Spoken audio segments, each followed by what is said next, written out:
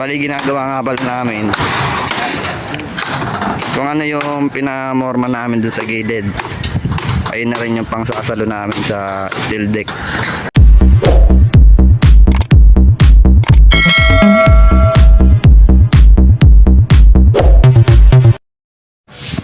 So ayan mga kabayan, yung part 1 ng ating steel decking ginagawa namin. Kung halimbawa 40 biga namin na natin, ginagawa namin ng 30 lang yung pinakabuhos niya, 30 hanggang ito, dito na natin sasampa yung steel deck natin. Bali dito nga pala kung ano yung kapal nung slab nyo, kung ano yung kapal ng slab nyo, ayan, kailangan dun sa ilalim doon natin papatong tong steel deck natin. Bali sa amin 5 nga pala yung kapal, 5 yung kapal ng aming, ayan, 5 inches yung kapal ng aming slab.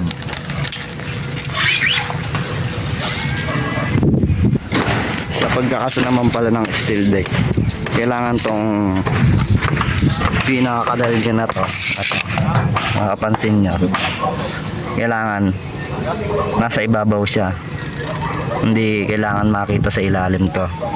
Ito kasi yung papatong na papatong sa ating salo.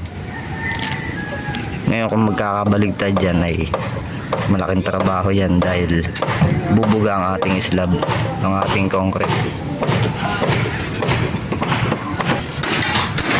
Bali ginagawa nga pala namin kung ano yung pinamorma namin dun sa gilid, ayun na rin yung pang sasalo namin sa steel deck para wala nang puputuling kahoy o tubular pa. Parang ginagawa nila,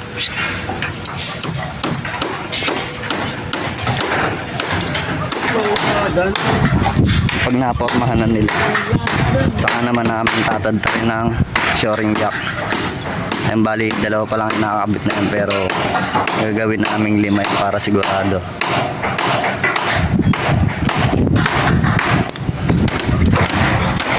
Ito makita nyo,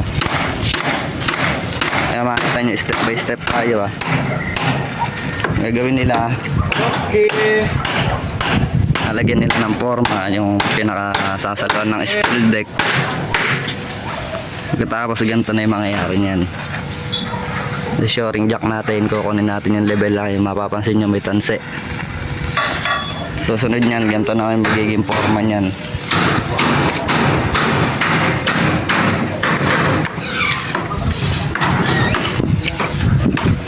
Ganyan na may magiging forma niyan pag nakalatag na yung steel deck natin. Pagkalatag, okay, saka naman natin welding yung pinakailalim niya ng ating steel deck.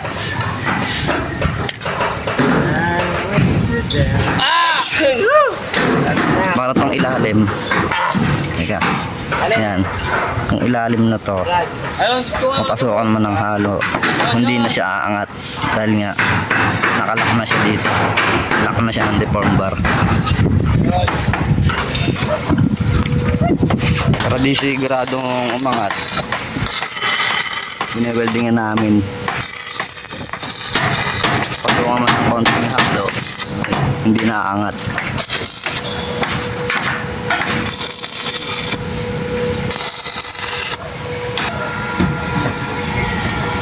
Kung mapapansin nyo, bawat kanal meron siyang deform bar na digis, pinakalak niya.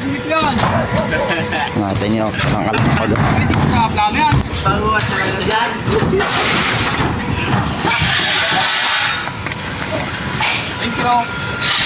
Ito na iyari namin, bali wala nang babaligan dyan, okay na yan.